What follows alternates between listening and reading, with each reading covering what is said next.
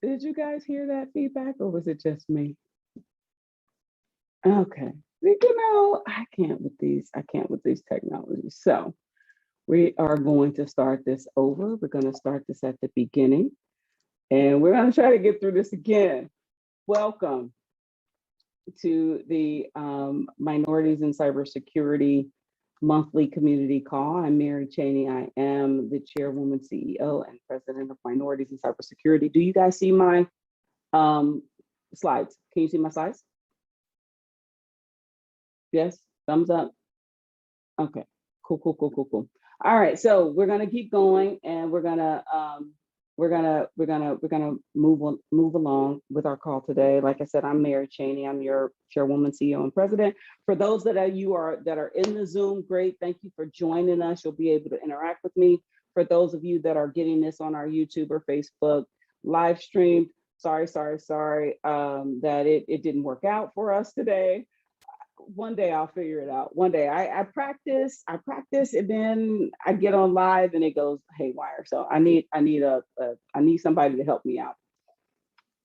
So our agenda for today. So we're gonna go some mic announcements. Of course, if this is your first time joining us, welcome. If this is your first time seeing us on YouTube or Facebook, welcome. We're usually responsive to comments. I had to turn off the comments feature. I'm gonna have to, you get the trolls, and I had to turn them off and only approve comments. But if you have something that you want to reach out to us, please feel free to reach out to us about our comment.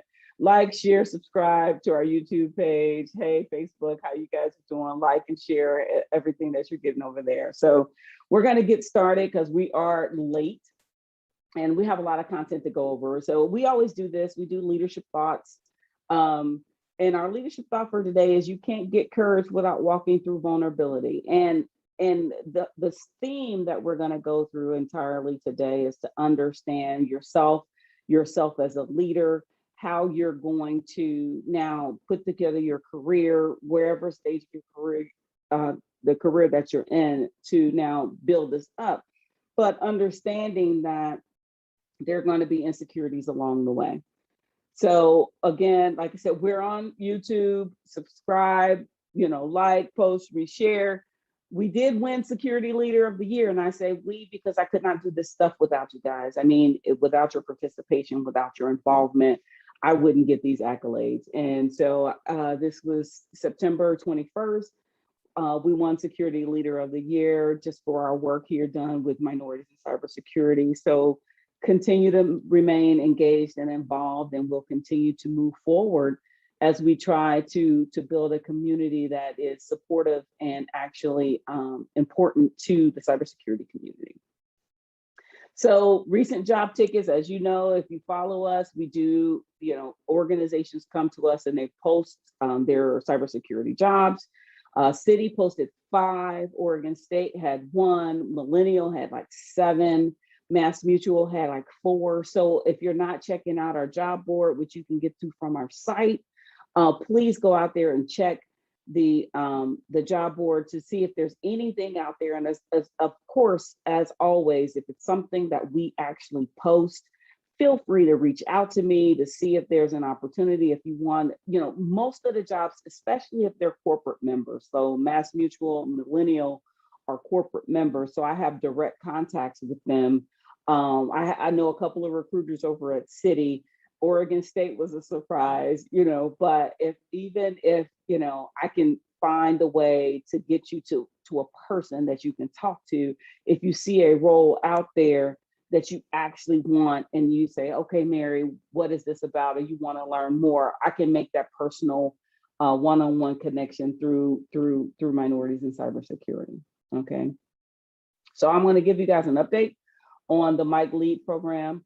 The MiC Lead program, if you're not aware, is a leadership, education, and advancement development program that we have been developing here at Minorities in Cybersecurity in order to give the training necessary for individuals to go to whatever that next level is in their career. And I like this phrase, if you hang out with me too long, I'll brainwash you into believing in yourself and knowing you can achieve anything. And that's part of my responsibility, I believe, with this organization, is to understand, to allow you to understand you do have something and you can achieve whatever it is that you want to achieve if you actually have the knowledge and skill to do so.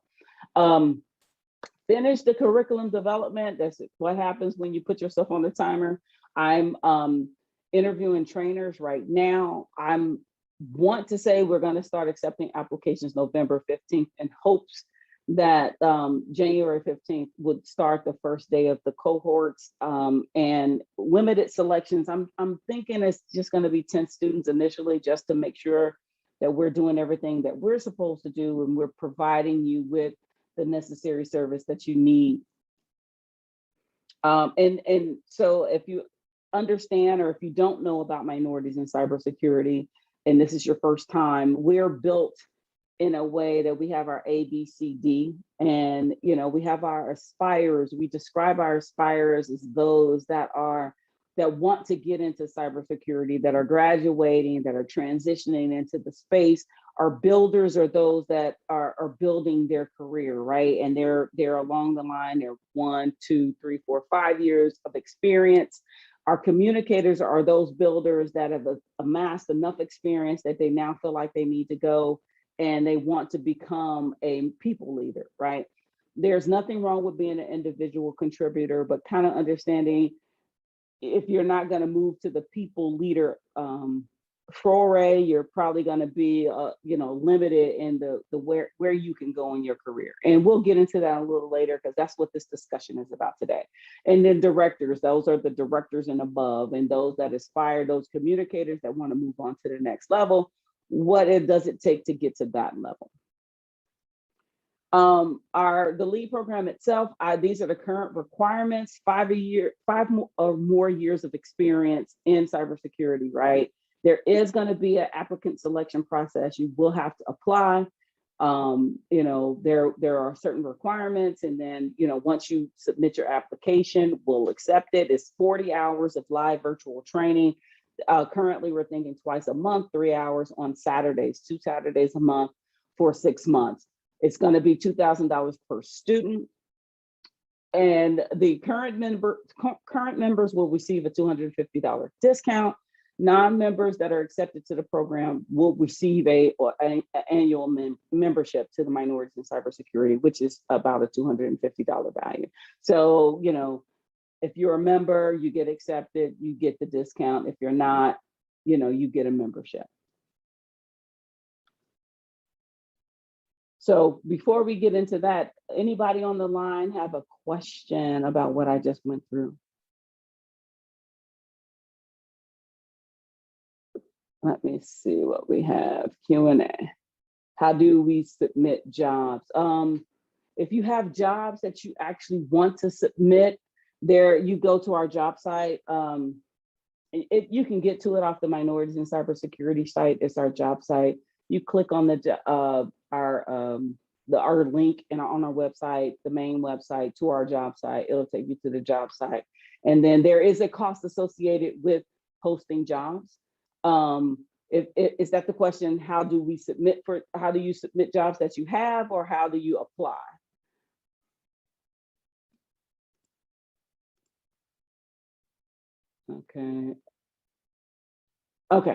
Okay. So if you have openings that you want to share, if you are a corporate member, they're free. If you're not, there's a cost associated with it. So you go ahead and you go into our job site, and it'll show you how you actually submit, or how you actually post jobs to our site, and that's done on the site itself. Any other questions? I'm in the chat feature more than the Q&A, so. Okay. All right. Good enough. All right. So let's get into our topic today. And this is something that, if you have know anything about me, I'm more of a personal story person. I talk and I speak from experience more than I talk in theory, even though I am an adjunct professor. Academics professors, we tend to speak in theory more so than live experience. But when I'm talking to you guys about leadership and transitioning and trying to promote yourself through your career, I am speaking from personal experience and what I've gone through, what I've experienced with my mentees. All of those things are what I'm sharing with you when I share what we're talking about here today. So leveling up, things you can do to prepare yourself for the next level. So let's ground ourselves in some things here. And it's going to be challenging. I'm not going to lie to you and say that it's going to be easy. For those of you that are in the millennial generation, I would say I have a lot of advice. I have a lot of mentees that are millennials. And you guys are used to a certain level of speed when it comes to careers and promotions and things like that. It's ambitious at best because there are certain things that you have to know. There are going to be challenges and barriers, and there are things that are in your control and things that are out of your control. Out of your control things are things like unconscious bias, your colleagues' attitudes about you, the company culture, biases, microaggressions, sarcasm, etc. What I want you to understand is what you're receiving from others is not in your control, but what you respond to is within your control. And when it comes to leadership, when it comes to pursuing your dreams and your goals, it's a journey within. It really is. And what's within your control: communication skills, your attitude, your reaction to these challenges that you're going to face, being aware, and we'll come back to that, in your interpersonal skills. And what I mean by situational awareness is the sense that understanding the environment that you're in and whether or not your opinions and what you're thinking about is going to be well received. I personally have been in some good cultures. I've personally been in some bad cultures. I've been in cultures where I felt empowered to speak. I've been in cultures where I've silenced myself. And I say silenced myself purposefully because I always have a voice, and whether I choose to use it is my own decision. And, again, stories, and I speak from stories. It becomes whoever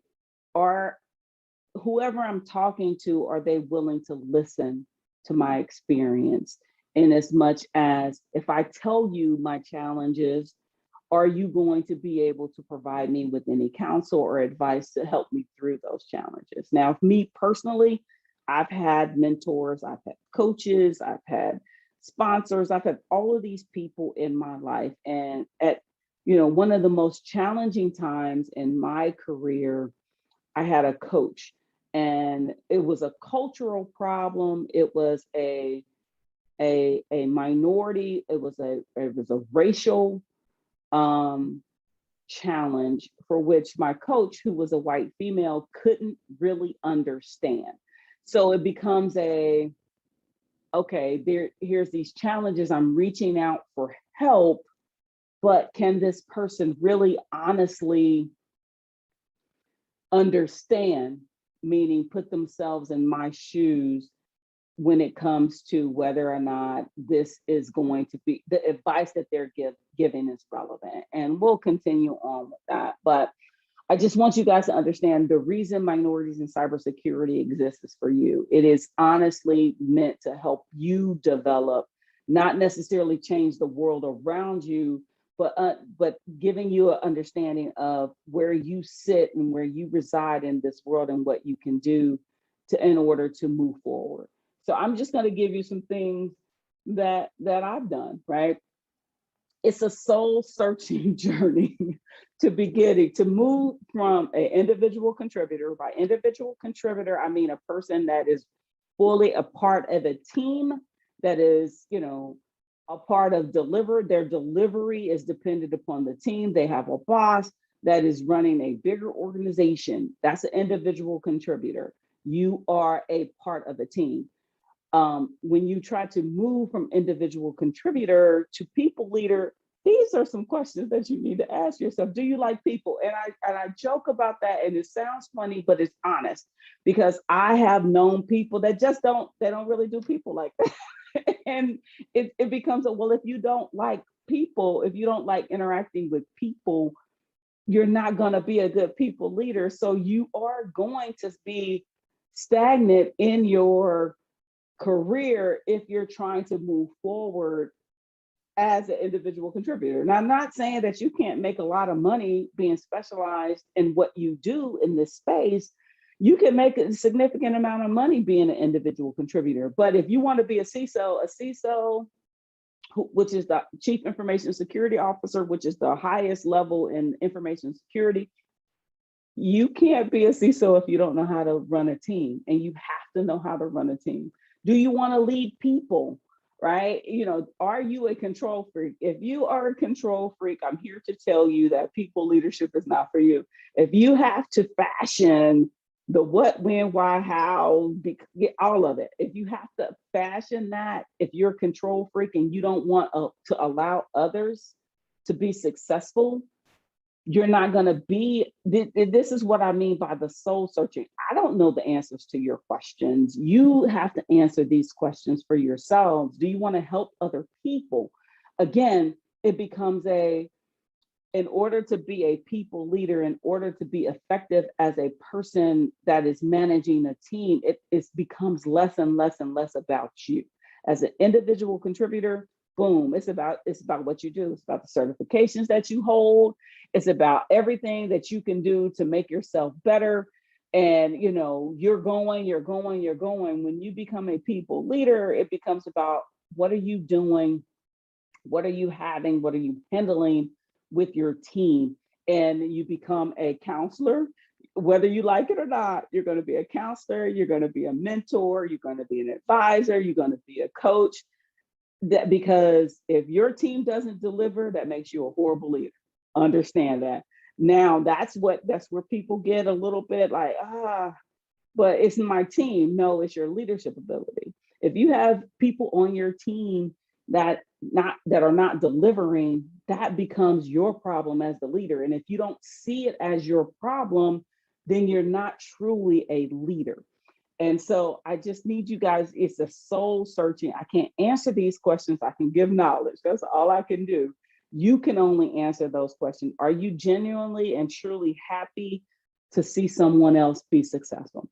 And so also our next slide is about the things that you need. Now this is Mary, and I'm going to show the video, and then we're gonna come back. So this is what I'm usually doing, at least still 3 days a week.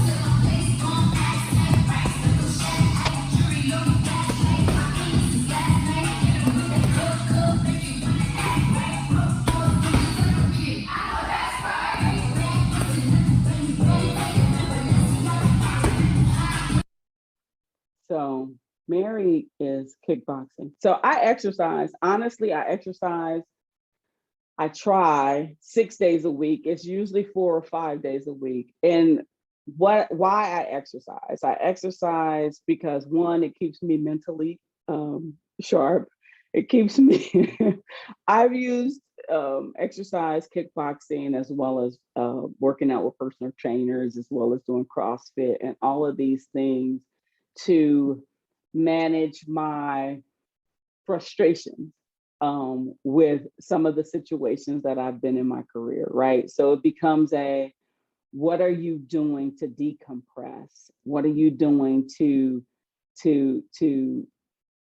out of your control, all of when someone says something crazy to you, you cannot respond. And it's like, okay, so, and you hold on to that. It's in you, you hold on to that.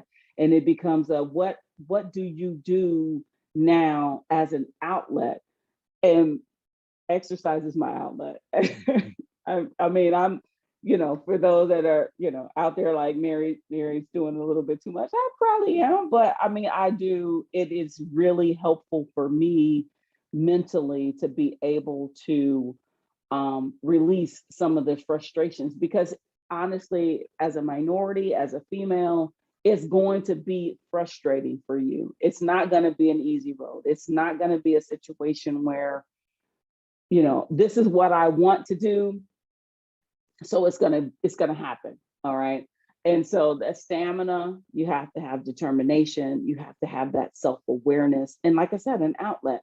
You know, kickboxing, all the exercise that I do, it creates stamina. It allows me to do what I've been doing this week, which is entirely too much.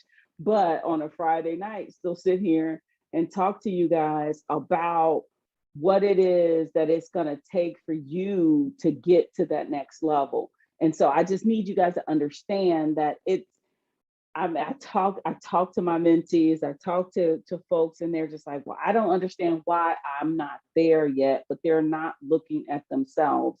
And if you go back on our YouTube channel and check out our call from last week, I'm sorry, last month, the talk was more about, you know, are you positioning yourself correctly? Are you properly positioned? And a lot of times minorities, and what we talked about last month, we apply for jobs that we are overqualified for, and then we get disheartened because it's not living up to what we anticipated or our level of skill. So it becomes we apply for these roles that are below us because we feel a certain kind of way, we feel insecure, and then we get in these jobs and we find out that what we thought was true, which is that this job is just not big enough for me. And, you know, those are the types of things that, you know, once you put yourself in a position and then 3 months later, you realize this is not the right place for me, it's too late. And then it becomes what do I do now? What's my next move? And sometimes that next move is to stand still, and that to stand still is frustrating. That's why you need to kickbox. I am one to say you need to go out and kickbox. So let's talk about, okay, we don't want to go back. Action items, all right? So again, we talk about, the phrase here is patience is not the ability to wait, but the ability to keep a good attitude while waiting. As you're out there and as you're trying to go. Now, I'm going to talk about a story, and then I'm gonna talk about these action items. So my first role, so I went, for those of you that don't know, I went and I was a IT information systems undergrad major, and then I went to law school, and then I went to the FBI. And so I was at the FBI for 6 years before leaving. I investigated cybercrime for the FBI, and my first role as out of the FBI wasn't as an executive. So if you're out there and you're trying to build your career, and you're coming from an analyst and you're trying to build up that way, I don't really know what that's like, so to speak. I mean, I did some contract stuff, and it was really attitude for me. When I remember getting out of the FBI, and the first time I was at the FBI, I took a contract role with the organization. I moved back to Cincinnati, Ohio. I took a role with an organization as a security analyst. It was a security analyst role. It was paying, this was 2000, when I come out of FBI, 2008. It was 2008. It was paying probably about $80K, which was less than what I was making at the FBI. I was making 6 figures at the FBI. We're coming out, make 80K. I remember it was a temp role, and for organization in Cincinnati, Ohio, and it could have been temp to perm, but the chief information security officer, and I use air quotes purposely, but the CISO at that organization, you know, we had a conversation, and he was talking about the fact that, you know, he was like, well, Mary, you know, what is it that, you know, what are your salary requirements and what are you thinking about? And I said, well, you know what? this is how much I was making with the FBI. This is how much I feel like I should be making in corporate America. I mean, let you guys tell it. The FBI government doesn't pay as much as private industry. And if that's the truth, then if I was making six figures in government, I should be making six figures in corporate America. And he said, "Oh, well, Mary, I don't know about that. That's what, that's what we pay our senior analysts. But I am a cybersecurity investigator. I've been in FBI for 6 years, and you're trying to tell me that my experience and what I've done and what I've, been involved in doesn't translate to corporate America to the point that you can pay me the salary that the market requires of me." Now, I could have taken that to be biased. Hindsight, it probably was, just because I had multiple experiences in my hometown of Cincinnati, Ohio, where I've interviewed for these larger levels of opportunities, and then they came back to me and I didn't get those roles. And I mean, like 4 or 5 hour interviews, right, with multiple people. When you get up to an executive level, that's what they do. They make you interview for days on end, and it takes about 6 months. But I wasn't getting these roles because whatever it was it the market? I can blame it on being Cincinnati, Ohio. I can blame it being on, I was interviewing with a bunch of white guys, and I was the only minority that was interviewing for these roles. And, they looked at me like, what in the world is this Black woman asking for all this money for? Yes, I will say it that way. And I can look at it in any other facet, but what I didn't do is devalue myself and go and accept a role that was beneath me based on what the market was telling me. And so what happened, and this is true life story, I decided, I was like, okay, Cincinnati, I can't live here. I cannot, if this is what you're giving me, then I need to go somewhere else, because I know what the market requires. And I know what the salary requirements of someone with my position and my role faces. So I had contracted with GE corporate. And then there was this role that I applied for that was either in Dallas, Texas, or Chicago. And that role was with GE Capital, and it was a director level equivalent. GE has some different nomenclature. We don't want to get into that, but it was a director level equivalent. And I was like, okay, I need to move out of Cincinnati if I'm going to get what I know the market, what the ongoing rate for the market is. And so I decided, boom, I'm not going to worry about Cincinnati, Ohio. I'm going to apply to different roles. I applied for this role, and I actually reached out to a previous colleague that I was working with at GE Corporate. It just so happened that she worked for the hiring manager for this role. Needless to say, I've never, since my corporate experience, had a role that closed from start to end in less than 2 months. My role with GE Capital, my boss hired me sight unseen.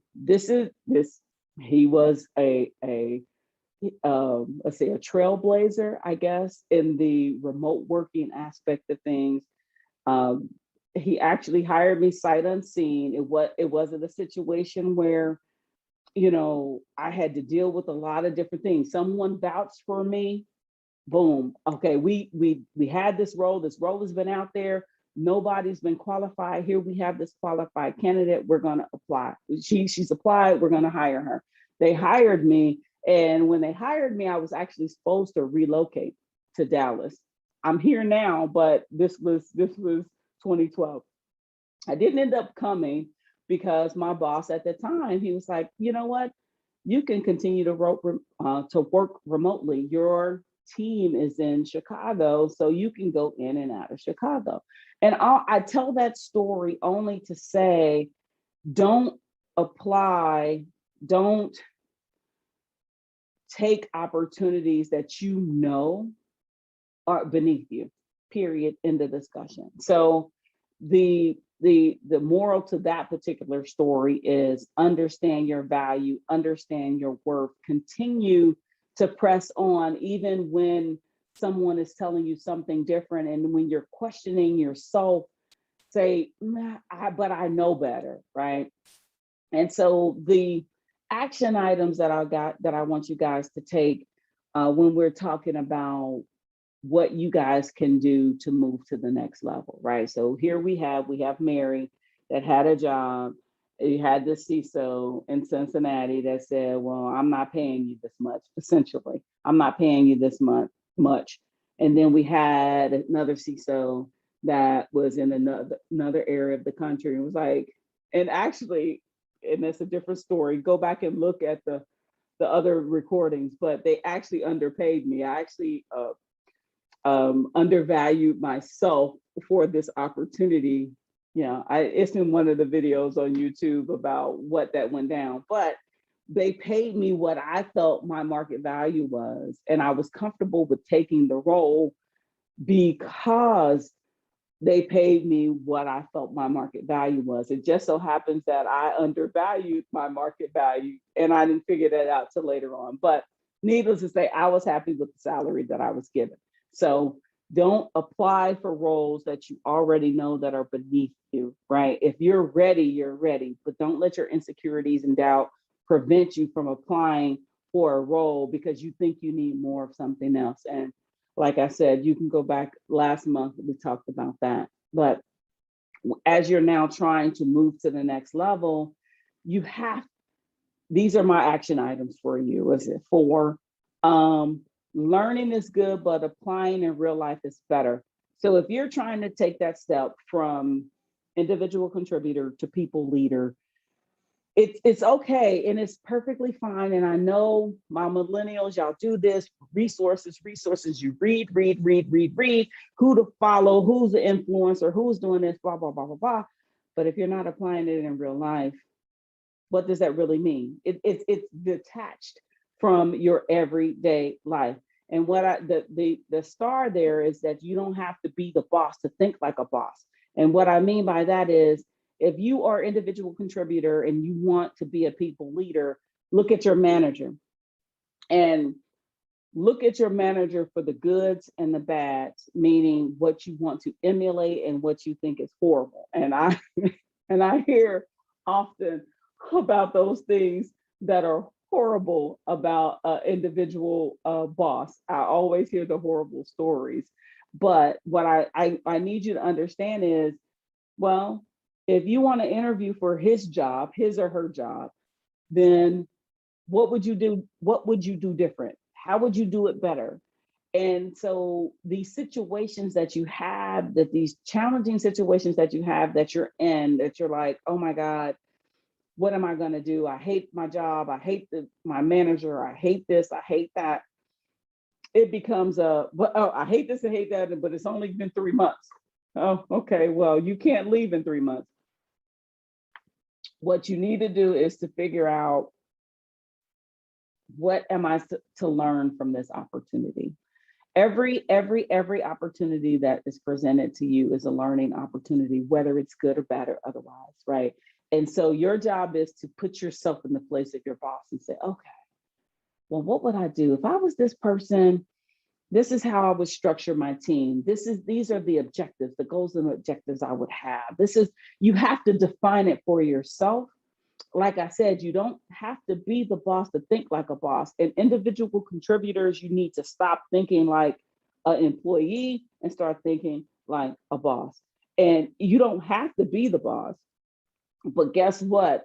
When you're in the next meeting and your boss's boss asks for ideas, now, okay, there's pros and cons to sharing your ideas depending on the culture. However, you don't want to give up everything, and that's a whole different hour-long conversation. However, you can still strategize and think about exactly how you would do this person's job if it was yours. right? And then become that second in command. Then you're thought of as a thought leader. You're thought of as a potential leader. If your boss is relying on you, then that's good.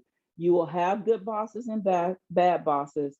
So the second bullet point is routinely ask for trusted sources for their feedback. And I say grain of salt because haters gonna hate. If your boss is insecure, if your boss is a person that is controlling, if all those characteristics that we talked about earlier, if that person is exhibiting those types of qualities, back out of it. And that's not a trusted source that you want to receive feedback. They're going to give you feedback. They're going to give you feedback on your performance review, blah, blah, blah, blah, blah.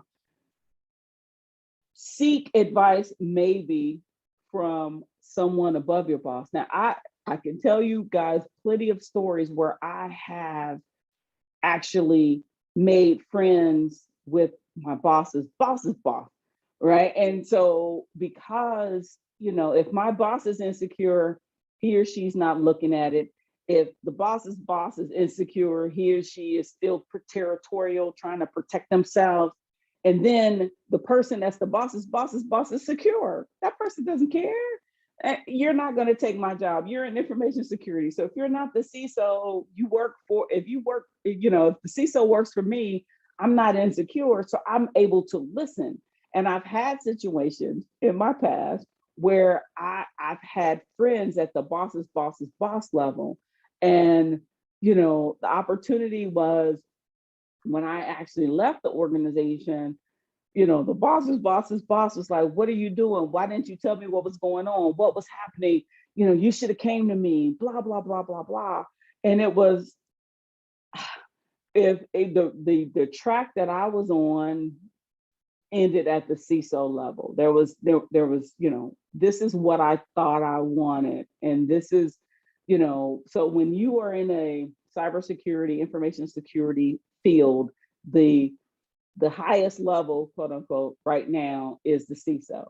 So if your boss's boss's boss, if the CISO works for the person that you're friends with, where can you really go, right? And so those are the challenges that, you face. But again, I will also say, embrace your mistakes. They're learning opportunities. There were so many different times in my career that I was just like, oh my God, I hate where I am.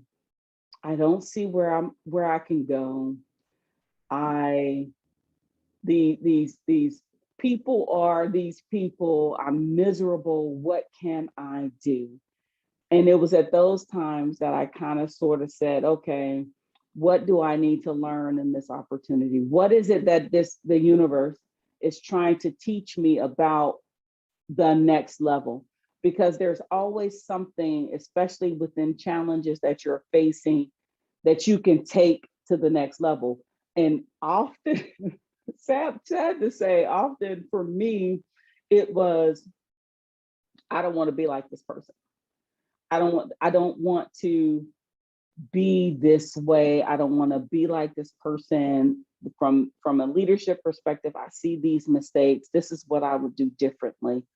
And minorities in cybersecurity is a result of a bad situation that I've experienced. Because when you get in bad situations, when you get in a situation where you have people that are trying to silence your voice, it becomes a, how do I not let this happen again? Minorities in cybersecurity exist today because you have to be, I'm sorry, kids, you have to be a real asshole not to actually support the encouragement of empowering minorities and women in this space. So you actually, by establishing an outlet, which is another outlet, minorities in cybersecurity is an outlet to my voice, right? And I'm not going to allow anybody to silence my voice. I'm able to continue to help the community and help myself within the community by being a resource and explaining and talking and to you guys about the things that I've gone through. And the last point I'll make before I take any questions, and you guys are suspect with questions, but I'm going to allow questions. Don't psych yourself out. And what happens with a lot of my mentees is that they question whether or not they're ready. The best way I can explain it is when you think you're ready, you're about 2 years too late, right? And so you jump scared. You actually are supposed to take the leap when you think it is something, you're swinging for the fences. This is the difference between Caucasian males and minorities and women in cybersecurity. They see a job description, you guys have heard this before. I know you heard this before. You have 15 things and you may have 10 of them and you're like, oh, I don't have these other 5s. So I'm not gonna apply. A Caucasian male looks at it and says, I have 5 out of 15, I got it. I'm gonna do it, I'm gonna apply. And they end up with the opportunity because you've psyched yourself out into thinking that you're not worthy, that this is not something that you can do. So again, don't psych yourself out, believe in yourself, you can do this. And the thought process is you're only going to go as far as you want to go in your career. It's not going to be easy. Absolutely not. We talked about, the things you need that stamina, the determination. You need to figure out if it's something that you really want. And I'll tell you guys real quickly, for earlier this year, I guess March, April, I thought I still was on the CISO thing. I was like, okay, I want to be a CISO. This is my journey. This is what I want to be on. It was after, having multiple interviews for these CISO roles that I was like, I've outgrown this role. It's just so limited in the thought process. And we're going to go into October, November, and December. Mary's going to go into the lab and she's going to figure it out. But where I am, because now I've had a taste of both cybersecurity and privacy, and I see where it lines up. I see where it needs to be, and that's my space. But there's no role out there for me. Well, I am Director of Information Security and Privacy for my current organization, but there's no C-level position out there for me that the job description actually requires cybersecurity and privacy knowledge, right? I'm that bridge. I've always been that bridge. So we'll continue on, but it's not that I'm psyching myself out. It's just more so like, I'm beyond this space. So, all right, team. All right, we're gonna go to questions. I know. Level up. Let's talk about leveling up Q&A. What we got? Come on off of mute. You guys can talk to me. Who's gonna have the courage?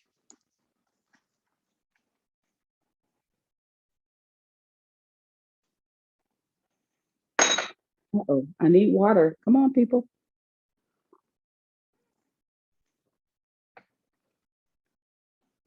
Nobody's gonna talk to me. You have no problems. Nothing.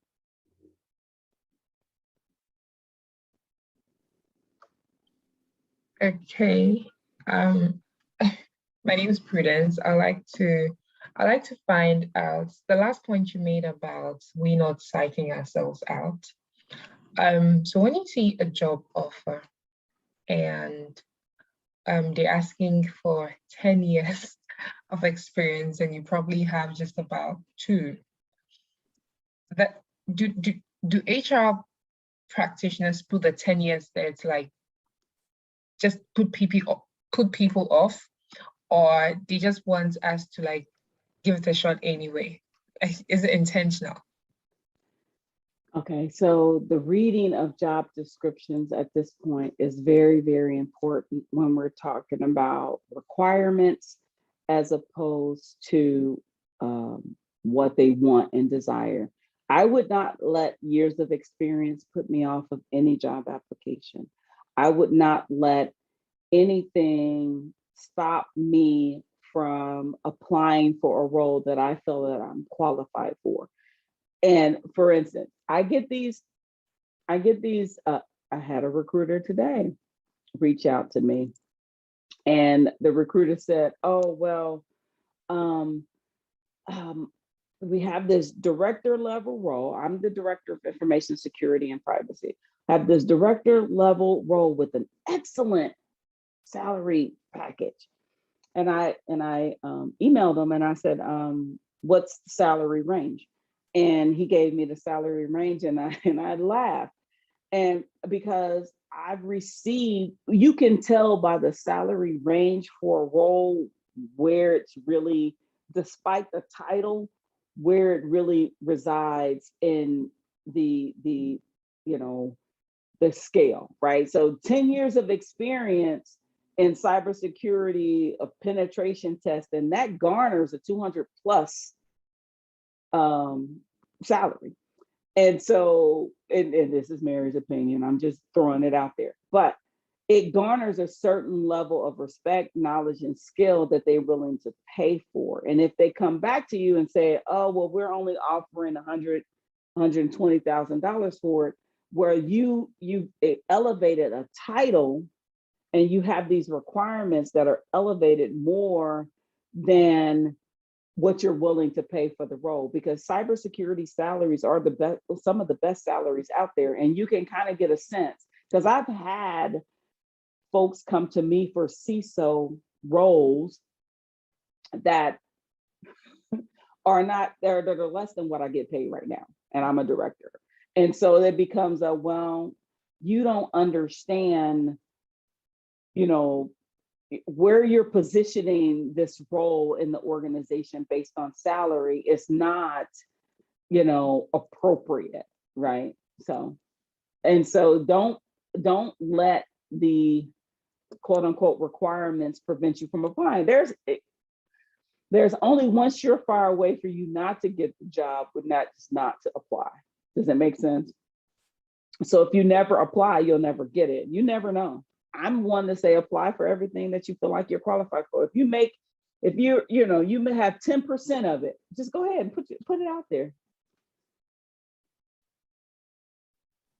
All right, thank you. You're welcome. Anybody else? We have about 3 minutes. I know we were late. Mary has technical issues. I'm gonna have to figure this stuff out. Hey, how are you? Great, my name is Steven, and thanks for putting this together. So I could totally relate with what you said in regards to we trying to set ourselves short and always thinking that we are not really qualified enough for a job. So we tend to, pursue more, certifications or try to do more learning instead of us to just apply for the jobs. So, FBI is a very interesting career. And so what do you think was the most challenging and yet one of the greatest experience you've really had in your field of learning? You said the FBI? Yeah. You know what? The most challenging aspect to the FBI and entering into the FBI was I never knew what I was going into. So it was not as if the FBI was something that I said I was going to do. Right. It was, and this is how I explain it. When you know more, you do more. When you know better, you do better. So it was because I excelled academically in my undergrad that I ended up going to law school. And it was because I excelled academically at law school that I was exposed to the FBI. So when the FBI came knocking, they came recruiting at our law school. And, essentially we had some minority recruiters that were looking for minority agents, because the FBI still is horrible, 100% horrible. I think Black females still haven't reached above 2% in regards to special agents for the FBI. I think, and so that was the challenge. Getting into the FBI was the challenge. there were men in the FBI when I was in the academy that essentially didn't feel like women belonged in the FBI. So you can only imagine, you know, the minority aspect of it or the minority female aspect of it. And it became a mental, an exercise in mental strength, right? And you had to really want it in order to get there. And so, you know, the most challenging aspect was actually not only getting there, because they have you take a battery of tests to get there, but being in there and understand the underlying racist, sexist culture that exists within the FBI. It does. I'm sorry. I'm putting it out there.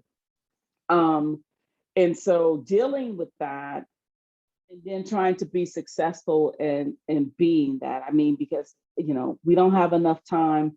I can talk to you about the experience that I had with the FBI that, you know, was I considered to be racist and biased in, you know, my first court case. And so, you know, those are the types of things that you're dealing with. You know, I'm not dealing with the fact that we're not dealing with the fact that I can't fight. Y'all saw me. I was getting it in. I was younger then, so I was really getting it in. And Right. you saw I can fight, I can shoot, Yeah. you know, I can do all of these things, but mentally speaking, the biases, the culture itself is the one that will always trip you up because you're not expecting it. As an individual, like, you know, my mom always taught me, get your education, nobody can take that away from you, do this, do that, and you can be successful. Never really understanding that there are ultimately people out there that don't want you to succeed. And you have to, that battle that you're fighting is an internal battle. So I know we're Thank you for past that. time. No, you're welcome. You know, thank you for the question. You know, at least I get some feedback, Stephen. All right. You know, I don't know. At least I got 2 out of 4 of you guys. I didn't have a lot of folks on the call live. Probably because Mary didn't advertise this as much as I should have because I was doing too much this week. But Less is more. hopefully, Less is more. yeah, Cybersecurity Awareness Month. Everybody wants it's just crazy. It's crazy. I have 3 speaking events. This is my 4th one in 3 days, and then I have one on Monday, and then yeah, it's crazy. But hopefully, you guys learned something out of this. Hopefully, as I continue to share these things with you, that you guys are consider becoming members of minorities in cybersecurity, ultimately becoming, you know, and applying for and hopefully being successful at the leadership development program. And if you need anything, as always, just reach out to me. Thank you very much for putting this together. And I think, you know, the session has been very insightful, especially with the whole trying to get more certifications or more education before you apply for a job. So yeah. Yeah. Well, I'm glad I'm able to assist and give you guys some guidance. That's what we do. We're same time next month. You know, what is it? November. Our next call will be November the 19th. We'll figure out what I'm going to talk about before Thanksgiving because that'll be the Friday before my vacation. So we never know. It may be a happy hour. We never know. But thank you guys so much. Please continue to like us and follow us on YouTube and share it with your friends and, you know, share minorities in cybersecurity. And we're going to continue to try to make this happen, guys. all right. Thank you very much. All right. Have a good evening. Have a great weekend, everybody. All right. Bye.